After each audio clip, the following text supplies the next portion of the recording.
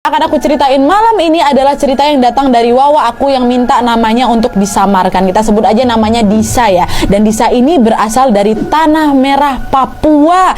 Halo Disa, halo Tanah Merah, ya Allah jauhnya. Nah cerita dari Disa ini gini Wak. Jadi pada suatu hari Kamis bulan Agustus kata si Disa nih. Disa ini pergilah mancing nih sama dua orang bibi Disa dan dua adik sepupu laki-laki Disa di muara yang bernama Muara K gitu. Dari rumah Disa ke muara itu nggak terlalu jauh memang Wak. Cuma sekitar 15 menitan gitulah. Nah muara tempat mancingnya itu berada di tengah hutan dan jarang sekali ada orang di sekitar situ. Hari itu sebenarnya Disa ini agak ragu buat ikut Wak, karena dari awal keluar rumah perasaan si Disa ini udah nggak enak gitu. Dan juga sebenarnya Disa ini orangnya terlalu bisa mancing, karena kalau dia mancing pasti nggak pernah dapat hasil, pasti nggak pernah dapat ikan gitulah. Tapi karena bibinya Disa ini pergi bawa dua adik sepupu Disa yang memang masih umur 4 tahun sama 8 tahun, masih kecil-kecil, Disa pun akhirnya mutusin ya udahlah ikut aja lah biar aku ngawanin anak berdua ini juga. Tantenya pun bilang kok ikut lah biar bisa jagain adik-adikmu ini katanya. Dah lah tuh singkat cerita akhirnya pergilah Disa sama bibinya sama dua orang sepupunya itu ke Muara K ini. Sesampainya di sana Disa pun tetap memutuskan untuk ya udahlah aku ikutan mancing juga lah, dan sampai sini juga toh. Dah mancing dia.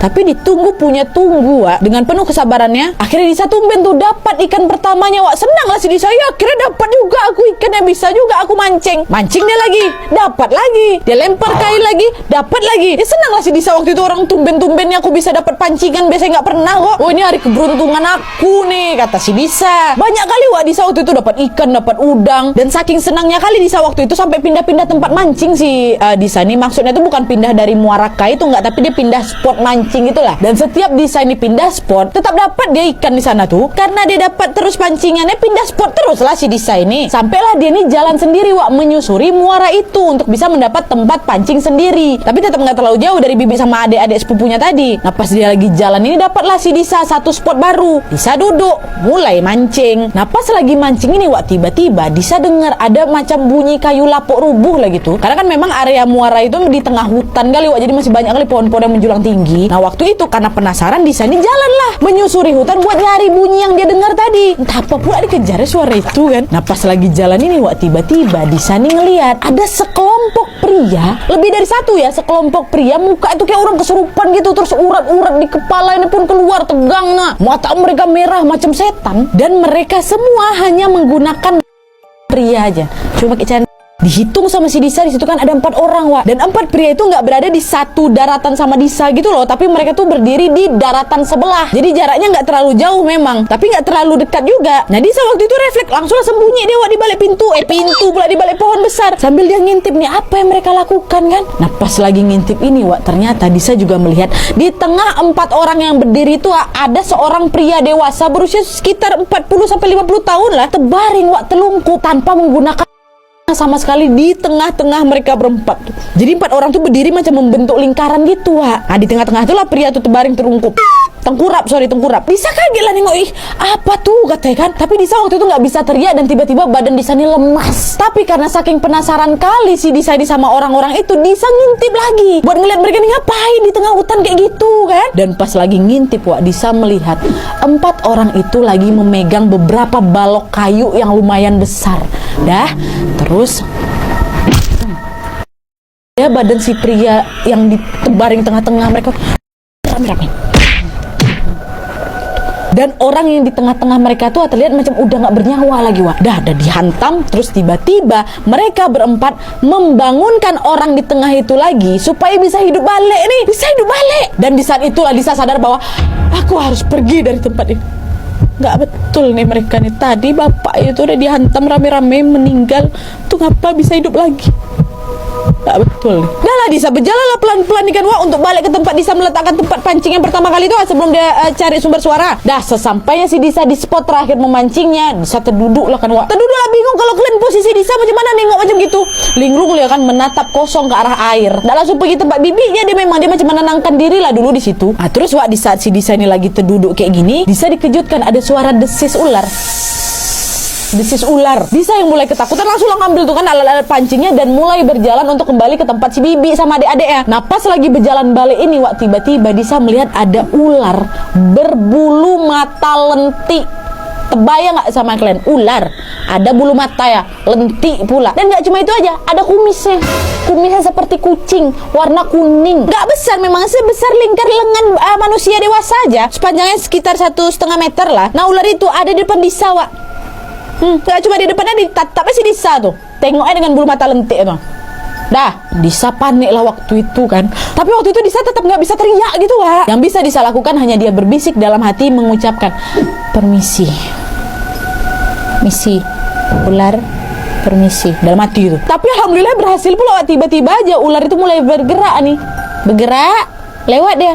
Ngelewatin si Disa. Udah tengok kan ular tuh udah pergi, langsung lah si Disa ini berjalan lagi kan, mencoba lebih fokus nih biar pikirannya nggak kosong waktu itu. Nah tidak lama setelah itu Disa sampailah di spot tempat bibitnya mancing kan. Waktu itu Disa langsung cerita tuh tentang hal yang baru aja dia lihat tadi, soal yang sekelompok orang-orang laki-laki tadi, soal ular bermata bulu lentik itu nggak ada dikasih tahu. Karena kata Disa hal itu sangat dilarang. Mungkin ini maksudnya macam pantang gitulah buat langsung cerita hal aneh di tempat kejadian itu. Nah waktu itu untuk menenangkan pikirannya Disa ini pun duduk dan lanjutlah mancing lagi nih sambil nunggu bibit-bibitnya selesai mancing. Dan setelah beberapa saat dua adik sepupunya si Disa ini mulai ngerengnya, balik aku bosan di sini, mungkin gitu kata adiknya kan. Dah lah tuh salah satu bibitnya Disa pun akhirnya memutuskan untuk membawa dua adik sepupu Disa ini pulang, sementara satu bibitnya lagi, wah kau duluan aja lah, aku masih mau mancing. Nah Disa waktu itu pun mau nggak mau harus nemenin bibit yang satu lagi lah untuk lanjut mancing. Dah bibit satunya sama dua adiknya balik, tinggal si Disa sama bibitnya yang satu lagi tuh mancing sampai bergelap tuh. Udah ngerasa cukup, setelahnya mereka pun keluarlah ke jalan utama dan mereka pulang ke rumah. Sesampainya di rumah, Disa langsung tuh membersihkan diri, mandi dia kan. Nah tapi waktu itu gerak-geriknya si Disa ini agak sedikit aneh gitu, agak sedikit mencurigakan lah. Nah waktu itu neneknya Disa mengerti tentang hal-hal mistis. Akhirnya nenek si Disa ini pun dipanggilnya cucunya, "Cu, sini kau. Sini duduk.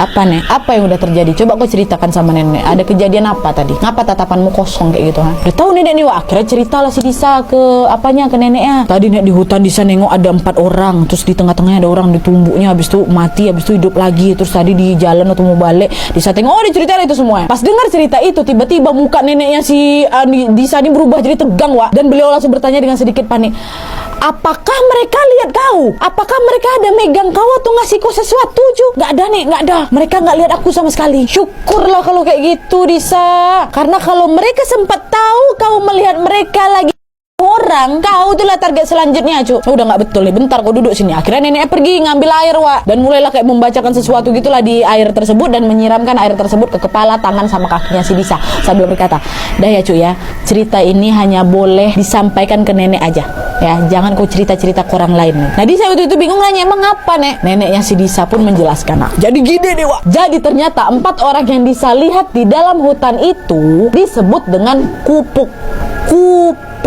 ya, dalam bahasa Muyuwa. Nah, kupuk ini adalah manusia yang menggunakan ilmu hitam untuk nyawa manusia yang lain. Dan gak cuma nyawa aja, setelah korban mereka ini, mereka akan menghidupkan korban mereka kembali untuk nyawanya lagi. Jadi maksudnya nih, Wak ya, biar si korban ini dengan berbagai cara yang berbeda dalam beberapa hari ke depan. Paham gak kalian? Jadi memang si korban ini bener sekali lah pokoknya, dan tanya pun sampai berkali-kali gitu loh. Gak kebayang sih aku gimana sakitnya waktu itu jadi korban, ya Allah. Nah kalau misalnya mereka mengetahui ada orang yang melihat aksi mereka, orang itu pun harus membantu, harus ikut si korban di tengah-tengah itu, dan jelas tidak boleh memberitahu kepada siapa-siapa. Kalau orang yang ngintip atau orang yang tahu tuh nolak, which is kalau Disa pada saat itu nolak, orang tersebut macam diberikan bungkusan gitu loh, dan bungkusan itu harus dijaga dan gak boleh dibuka atau diceritakan kepada orang lain. Kalau orang itu melanggar peraturan yang barusan ini, orang itu akan nah terus ya, kalau misalnya orang itu bersedia ikut serta dalam aksi, akan ada risiko juga di mana si keluarga korban akan membalas dendam, atau ini disebut dengan mitim. Nah mitim ini akan mengenai semua orang yang ikut serta dalam aksi itu. Tetapi mitim ini sebenarnya juga punya penawar, Wak, yang disebut dengan air pohon katap. Nah kalau air dari pohon katap ini disiram ke liang kubur korban yang baru saja meninggal, mitim ini nggak akan berfungsi atau tidak akan mengenai pelaku gitu. Jadi itulah kenapa, Wak, 2 suku besar di daerah Bovendigul nih, kata Disa, yaitu Muyu dan Mandabo, akan selalu menjaga kubur kerabat mereka sampai malam ke-8. Nah paham nggak kalian maksudnya? Jadi gini, katakanlah amit-amit, katakanlah aku nih pelakunya ya. Nah kalau aku habis korban, aku pasti akan datang nih ke kuburan korban itu buat aku siram-siram pakai air pohon katap itu biar aku nih nggak kena mitim. Nah tapi ada kemungkinan juga kuburan korban aku tuh akan dijaga sama keluarganya biar nggak aku siram pakai pohon katap, air pohon katap itu supaya mereka ini bisa melakukan mitim gakua itu. Makanya dijaga sampai malam ke-8 kan. Itulah tadi kisah si Disa. Sempat lah waktu itu Disa ketahuan kok diajak ikut sama juga orang itu Disa. Tapi aku pengen denger deh, apakah benar ada ilmu seperti ini? Mungkin ada teman-teman dari Tanah Merah, khususnya Papua atau dari Indonesia Timur lainnya. Memang banyak kali sih varian nama atau varian jenis dari ilmu hitam ini kan. Tapi yang jelas semoga kita semua dijauhkan dari hal-hal kayak gitu ya. Salam buat nenek Disa, hati-hati di jalan. Hati-hati di jalan. Kalau misalnya mancing, udah mancing aja aku di situ, jangan kemana-mana lagi.